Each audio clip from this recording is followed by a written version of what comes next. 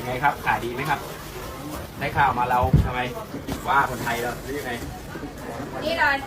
อีคนนี้เลยนี่แหละเข้าใจไหมบอกว่าฟังไม่รู้อย่าไปเชื่อมันอย่าไปเชื่อมันเราอยู่ไทยเราต้องรักเมืองไทยต้องเคารพกฎเมืองไทยให้เกียรติคนไทยรู้เรื่องนะเราถึงจะอยู่ด้วยกันได้โอเคไหมไม่ใช่มาปากเก่งไม่เอารู้เรื่องนะอันนี้มาเตือนมาบอกเฉยๆเราอยู่เมืองไทยเราทำมาหากินที่เมืองไทยเราต้องรักคนไทยดิถึงไม่รักคนไทยเราก็ต้องให้เกียรติเขาเข้าใจใช่ไหมเข้าใจนะอย่าให้รู้มาอีกนะถ้ารู้มาอีกนะไว้นะ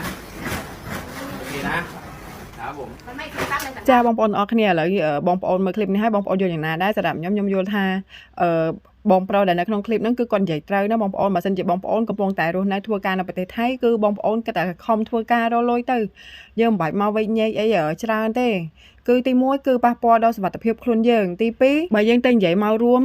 ថាជនជាតិថៃអញ្ចេះជនជាតិថៃអញ្ចោះដូចយើងមកប្រទេសអញ្ចឹងបងប្អូនបើយើងថាឲ្យបុគ្គលណាគឺយើងថាតែបុគ្គលហ្នឹងទៅអញ្ចឹងណាហើយរឿងវិញញែកហ្នឹងទុកគេវិញញែកអីវិញញែកទៅយើងនឹងក៏តែធ្វើការរកលុយទៅបងប្អូន